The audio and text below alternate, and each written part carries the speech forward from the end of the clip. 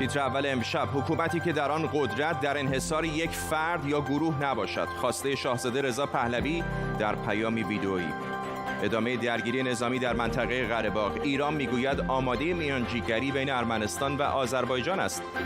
و انتشار اسناد مالیاتی ترامپ. نیویورک تایمز مدعی است ترامپ برای سالها مالیات بسیار ناچیزی پرداخت کرده. به تیتر اول خوش آمدید.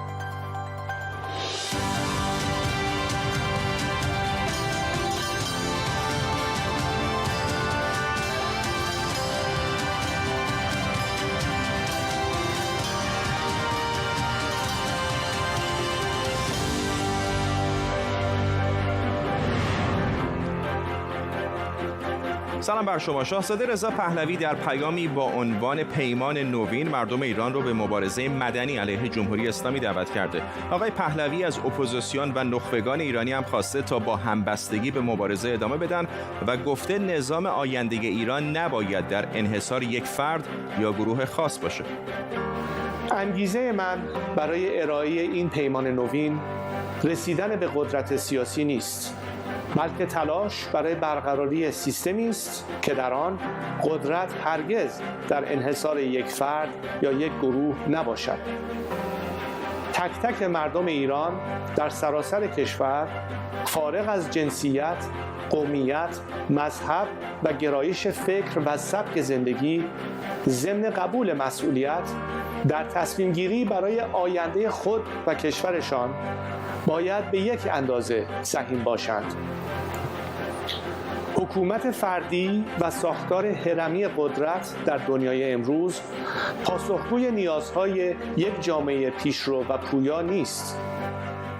آیا نکته جدیدی در حرفای یکی از مهمترین چهره‌های سیاسی اپوزیسیون ایران بود؟ آیا حرفای او میتونه مخالفان جمهوری اسلامی رو همصداتر کنه؟ در طول برنامه این سوال رو از مهمانان و کارشناسان میپرسیم.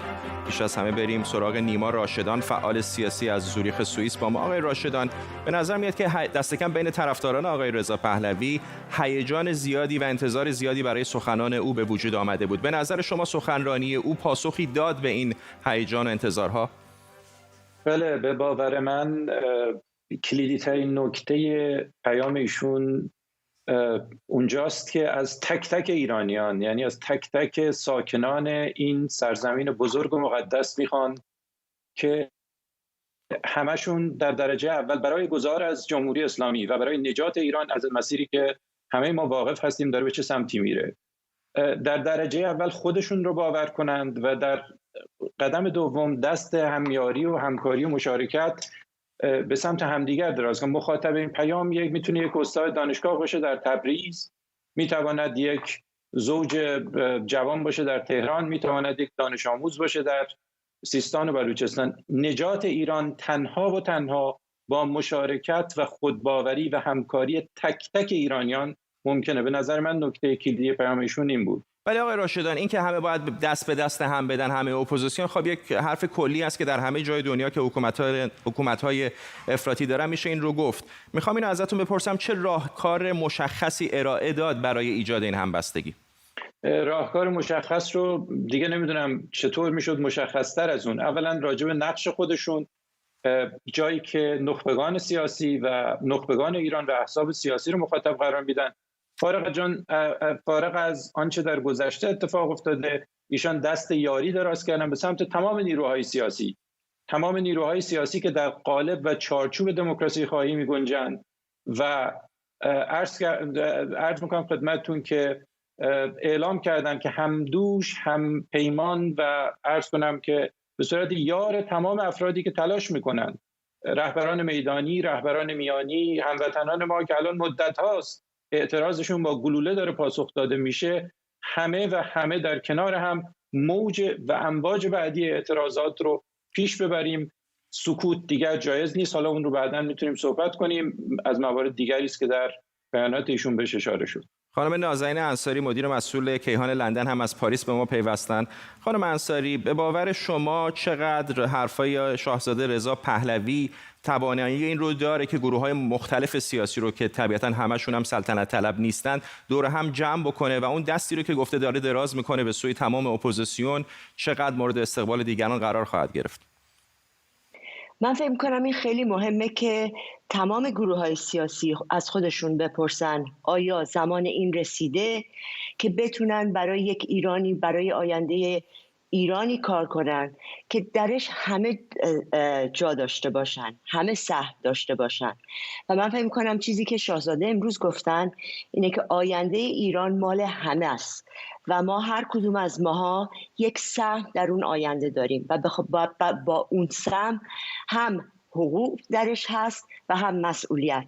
و اگر مسئولیت این باشه که گذشته ها رو، اگر دشمنی وجود داشته بود، اگر ناراحتی، اگر هر چی، پشت سر بگذاریم و به آینده فکر کنیم و ببینیم به کجا میخوایم برسیم و چطوری همگی با هم به اونجا برسیم. حالا شما میگین که آیا بقیه گروه ها این رو قبول خواهند کرد یا نه؟ شاهزاده فکر میکنم از بعد از انقلاب تا الان به صحبتاشون گوش بدین، همیشه اینو گفتن که مسئله رول ایشون نیست، نقش ایشون نیست، آینده ایران هست. و این تیپ کاری که امروز راجبش صحبت کردن چیزیست که در صحنه سیاسی بین المللی تونسته اهمیت خودش رو نشون بده، نه در ایران، بلکه اگه ببینیم بین گروهک‌های دیگه‌ای که در صحنه بین المللی هستن، مثل حالا نمیگم مثل القاعده هیچ کنترل مرکزی نداشت و نداره و تونستن اعضای مختلف، هر کسی که فکر میکرد که بله همچین به این آینده القاعده مثلا میخواد، خودش حرکت رو انجام بده. حالا نمیدونم چقدر این مثالی که زدید مورد استقبال مخالفان قرار بگیره، ولی متوجه هستم منظورت اینه که به صورت متمرکز نباشه، ولی حتی همون گروهایی هم که دارید میگید یک ایدئولوژی دارن، یک فکری پشت سرشون هست. همونطور که به درستی اشاره کردید در این 40 سال گذشته شاهزاده رضا پهلوی تمام حرفایی که زده دموکراسی خواهانه بوده، آزادی خواهانه بوده، حرفی نزده که بشه به حرفاش نقد کرد. اما یک گروهی از ایرانیان، گروه قابل توجهی از ایرانیان به هر دلیلی در او کیفیت رهبری دارن میبینن. میخوام بپرسم ازتون که چقدر در این سالها، در این پیام‌هایی که داره میده، داره پاسخ میده به این گروهی که از او دارن حمایت میکنن؟ حتما داره پاسخ میده، برای اینکه اولش مهمترین چیزی که میگن اینه که اهمیت شخص شاهزاده نیست، اهمیت رول شاهزاده به عنوان یک فرد سیاسی نیست، بلکه اهمیت روی آینده ایران و مشارکت مردم در اون آینده است. این بقیده من یک چیز مهمیه که من واقعا فکر میکنم با هر کسی که ما باهاشون در تماس بودیم از لحاظ از چهره‌های سیاسی، همه همینو میگن که همه ما در آینده ایران سهیم هستیم.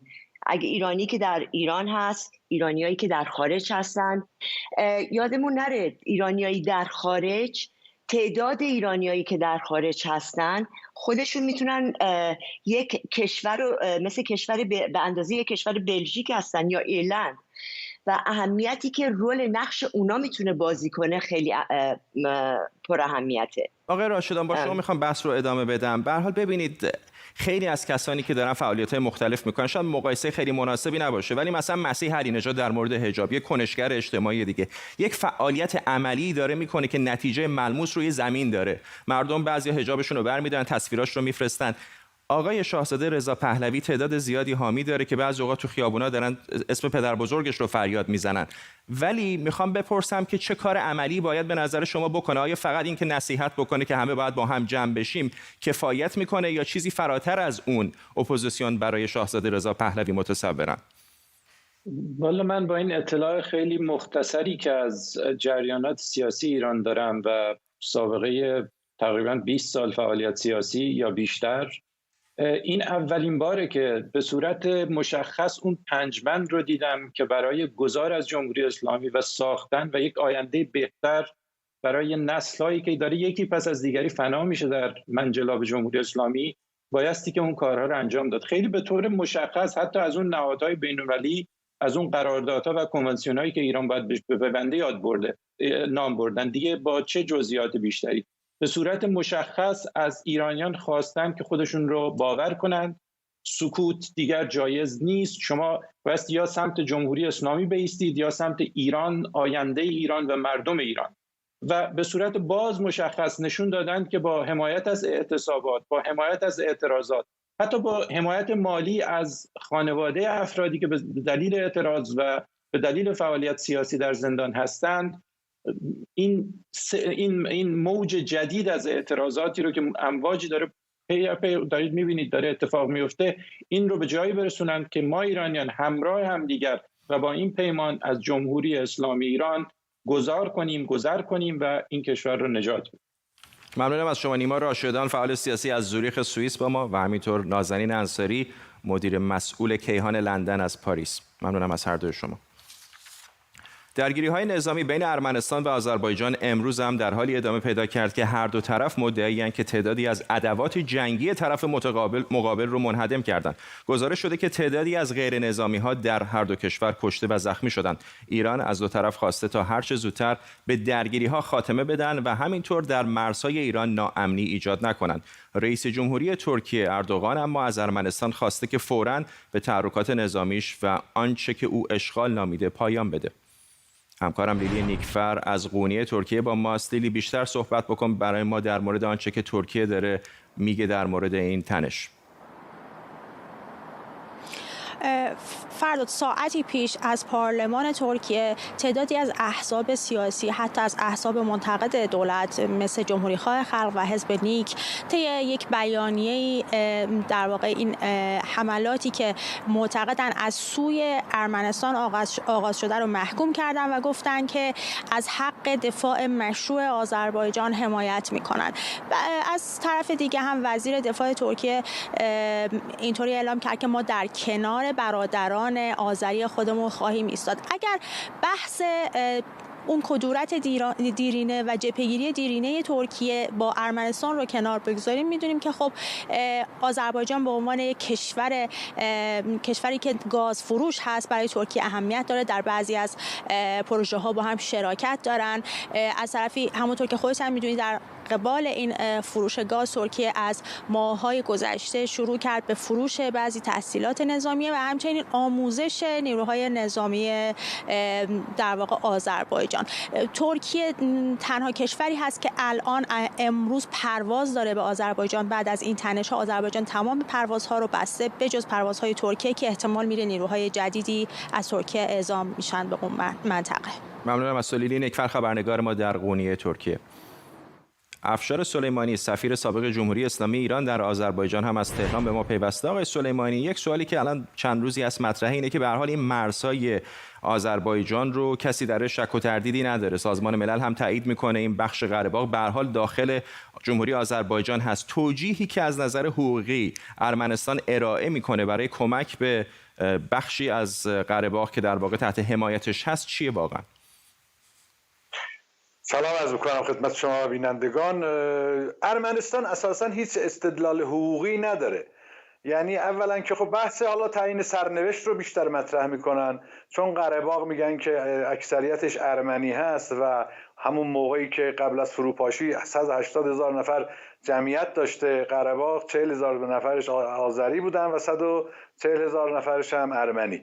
اون رو به مبنا قرار میده که بعد از درگیری ها هم که خب آذربایجانی ها رو از اونجا بیرون کردن و دیگه به صورت همه‌گیر دست ارمنی افتاده. غافل از این که خب این سیاست زمان شوروی بوده، زمان استالین بوده که اونجا رو جزو آذربایجان قرار داده، قره باغ رو تحت عنوان جمهوری خودمختار قره باغ، ولی اکثریتش رو ارمنی گذاشته. یه منطقه بحرانی رو درست کرده که در واقع حتی نخجوان رو هم از اون ور جزء آذربایجان گذاشته، ولی حد فاصله بین نخجوان و آذربایجان خاک ارمنستانه. یعنی اینا نقاط بحرانی که از زمان شوروی به ویژه از دوره استالین اونجا مستقره. ارمنستان به هر حال 4 تا قطعنامه شورای امنیت رو وقعی ننهاده و خب ضمانت اجرایی هم نداشته، چون کشورهای قدرتمند اصولاً قطعنامه‌ای که شورای امنیت صادر میکنه به نفع خودشون باشه اون موقع ضمانت اجرا هم براش پیدا میکنن، فشارم میارن، تحریم هم میکنن، ولی با ارمنستان کاری ندارن. همین قطعنامه ها گفته که نیروهای اشغالگر ارمنی باید از خاک آذربایجان خارج بشن و در طول این مدت نشدن. به ویژه حتی از درست این 30 سال شروع شده، اما از سال 94 که در بیشکک پایتخت قرقیزستان معاهده‌ای امضا شد که آتش‌بس برقرار بشه و بعد اون گروه مینسک سازمان امنیت و همکاری اروپا این مسئله رو حل بکنه، میانجیگری بکنه، تا اینجای کار هیچ موفقیتی نداشتن و همواره از حق دفاع مشروع آذربایجان حمایت نشده و اساساً گروه مینسک بر این نکته تاکید کرده که خب از طریق نظامی این مشکل حل نشه. یعنی این کاملا برخلاف حقوق بین الملل، کشوری خاکش اشغال شده بهش اجازه نمیدن بره از طریق نظامی حل کنه، گرچه اقدام نظامی یا مشکل رو حل نمیکنه، به هر حال وزنه سنگین بشه میرن از طریق مذاکره نهایتا حل میکنه. اما مخصوصا روسیه که از ابتدا در کنار ارمنستان بوده، همواره حتی این مناقشه رو به کمک روسیه ایجاد شده، الان هم به کمک روسیه مونده. روسیه پایگاه نظامی 49 ساله امضا کرده، اونجا پایگاه داره، همکاری‌های نظامی اقتصادی گسترده‌ای داره. به خاطر ژئوپلیتیکی که اونجا هست، بحث به اصطلاح قفقاز جنوبی و این داستان، البته در این مختصر نمی‌گنجه همه مسائل رو من بتونم عرض بکنم. بله، ممنونم از شما. افشار سلیمانی، سفیر سابق جمهوری اسلامی ایران در آذربایجان از تهران با ما. در آمریکا نیویورک تایمز میگه به اسناد مالیاتی دونالد ترامپ دست پیدا کرده و مدعی آقای ترامپ سال قبل و بعد از ریاست جمهوریش فقط $750 مالیات بر درآمد فدرال داده. نیویورک تایمز همچنین مدعی ترامپ بین سالهای 2000 تا 2015 میلادی برای 10 سالش هیچ مالیاتی بر درآمد فدرال نداده. ترامپ این گزارش نیویورک تایمز رو خبر جعلی خونده. آقای ترامپ که یکی از ثروتمندترین رؤسای جمهوری تاریخ آمریکاست، برخلاف مابقی رؤسای جمهور در نیم قرن گذشته خودش اسناد مالیاتیش رو منتشر نکرده. اون چه که نیویورک تایمز حالا منتشر کرده دست کم فعلا نشانی از اقدامی خلاف قانون نداره. درآمد آقای ترامپ به واسطه صدها شرکت و نهادی که در اونها منافعی داره پیچیده‌تر از یک شهروند عادیه که فقط مثلا حقوق ماهانه میگیره. او در واقع بیشتر درآمدش رو از طریق شرکت‌هاش به دست میاره.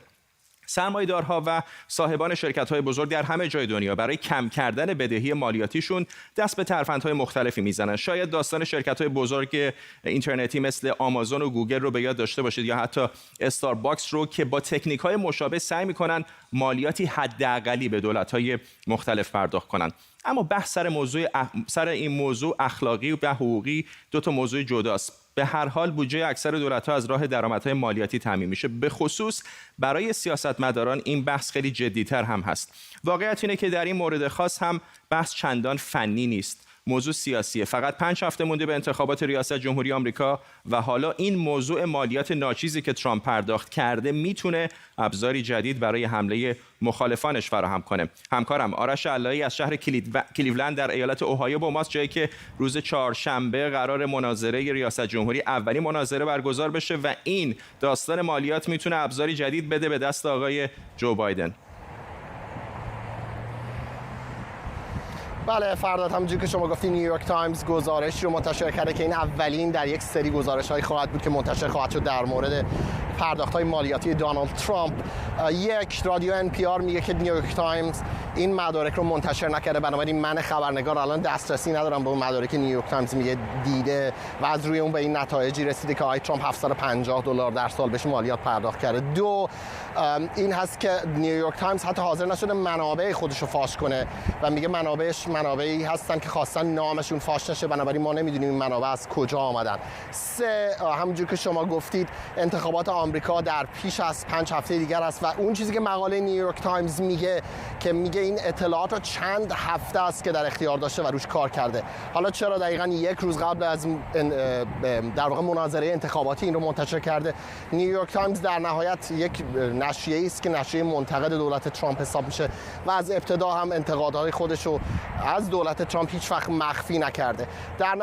در نهایت هم اون چیزی که در مورد این گزارش میشه گفت، شما و من هم قبلش تلفنی با هم صحبت کردیم، این که معلوم نیست آیا این چیزی که نیویورک تایمز ادعا میکنه مالیات بر درآمد شخصی آقای ترامپ هست یا مالیات بر سازمان یا ارگانیزیشن ترامپ هست، چون اینها دو تا فرق حقیقی و حقوقی هستن و قوانین مالیاتی در مورد این دو تا خیلی فرق میکنه. ممنونم از تو آرش علایی از کلیولند اوهایو، جایی که چهارشنبه شب به وقت محلی اولین مناظره ریاست جمهوری آمریکا برگزار میشه. تلویزیون ایران اینترنشنال هم این مناظره رو پوشش خواهد داد و بعد از اون هم برنامه‌های خاص خواهیم داشت. اینجا در استودیو هم با من رضا دهشیت هست، مشاور مالی و تجاری و عضو رسمی انجمن حسابداران انگلستان. جناب دهشید، این بحثی که مالیات رو کم بکنن و نشون بدن شرکت‌ها ضرر میدن، آیا اقدامی عجیب هست یا روالی هستش که خیلی‌ها استفاده میکنن برای اینکه مالیات کمتری به دولت‌ها بدن؟ ببینید موضوعی که هستش، ما اینجا در انگلستان هم داریم تکس اوایدنس و تکس پلنینگ و تکس اویشن میگن که به معنی فارسیش این هستش که من از قوانینی که در قانون وجود داره، حالا راهکارهای قانونی هستش، از اینها استفاده کنم و تکس و مالیاتم رو با استفاده از اون قانون کم کنم. اینو ما بهش میگیم که تکس پلنینگ، یعنی برنامه‌ریزی شده است و قانونیه. یه مورد دیگه هستش که تکس اویشن، یعنی اینکه من سندسازی بکنم. خب مورد سندسازیش نه جرمه، ولی مورد اولش که با استفاده از قوانین استفاده کنیم و تکس و مالیاتمون رو کم کنیم کاملا قانونیه. خیلی کوتاه اگر بفرمایید، ممکنه یه نفر که کارمند مثلا در اروپا یا آمریکا و بخش زیادی از درآمدش رو 30% 40% در بعضی کشورها به دولت میده بپرسه که چطوری که من 30% حقوقم رو باید به دولت بدم ولی آقای ترامپ مثلا فقط $750 داده. خب ببینید اون کسی که کارمنده در ضرر و زیان اون شرکت شریک نیستش، فقط یک حقوق میگیره، پس درآمدش ثابته.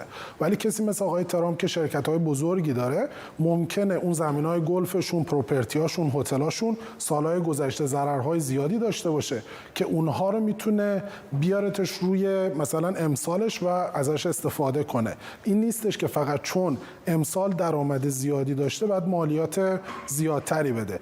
درآمدشون در یک سال کاری به قضیه مالیاتی نداره. قضیه مالیاتی مجموع درآمدشون میشه. ممنونم از شما. رضا دهشید اینجا در استودیو با ما، سپاسگزارم.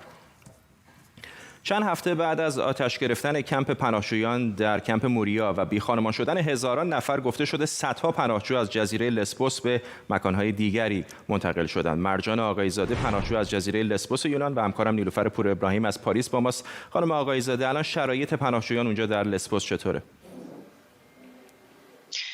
عرض سلام دارم آقای فرزاد خدمتتون. متاسفانه شرایط پناهجویان توی کمپ لسبوس بهبود که پیدا نکرده. در واقع توی کمپی رفتن که شرایطش از شرایط کمپ قبلی که در واقع موریا بوده خیلی بدتر هستش.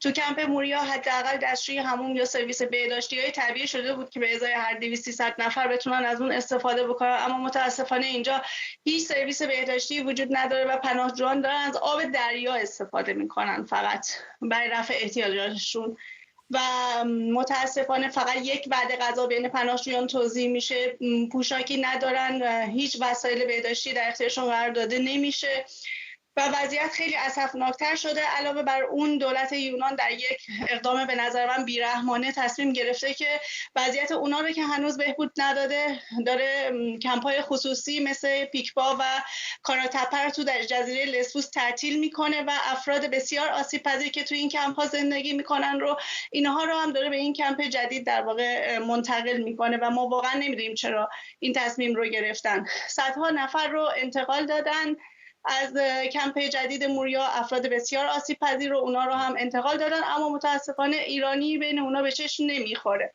و این اولویت ها به چه صورت هست واقعا در مورد اون هم هنوز بی اطلاع هستیم. نیلوفر، الان سالها هستش که یونان داره به کشورهای دیگر اتحادیه اروپا میگه که ببینید ما ورودی اصلی پناهجویان هستیم به اتحادیه اروپا، کمک بیشتری احتیاج داریم. در شرایط فعلی کشورهای دیگر اروپایی چه واکنشی نشون دادن؟ آیا هیچ کشوری هست که پذیرفته باشه تعدادی از این پناهجویان رو؟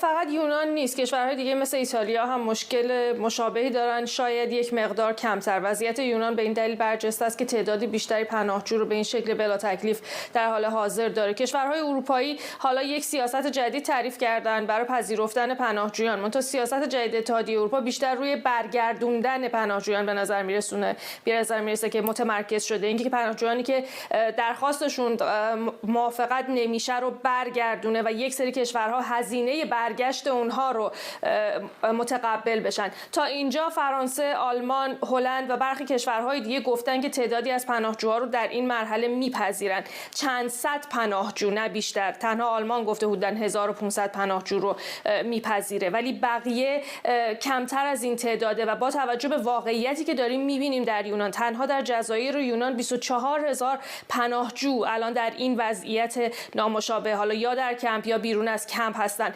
700 نفر امروز منتقل شدن به آتن. 700 نفری که گفته میشه کودکان بی سرپرست، افراد آسیب پذیر، زنان باردار یا خانواده ها درشون بودن، ولی مشخص نیست در آتن در کجا مستقر میشن. فعلا کسانی که از احتمالاً یونان خارج بشن به کشورهای دیگه اروپایی در تعداد کم فرستاده بشن کسانی هستند که درخواست پناهندگی اونها مورد قبول واقع شده و مشخص نیست پرونده اونهایی که مثلا منتظر بررسی بوده یا منتظر مصاحبه بوده به کجا ختم میشه، با توجه به اینکه بعد از آتش سوزی مدارک اونها هم معلوم نیست حالا کجاست و به چه نتیجه‌ای رسیده. مرجان آقایزاده، پناهجو از جزیره لسبوس یونان، و همکارم نیلوفر پور ابراهیم از پاریس، ممنونم از هر دوی شما.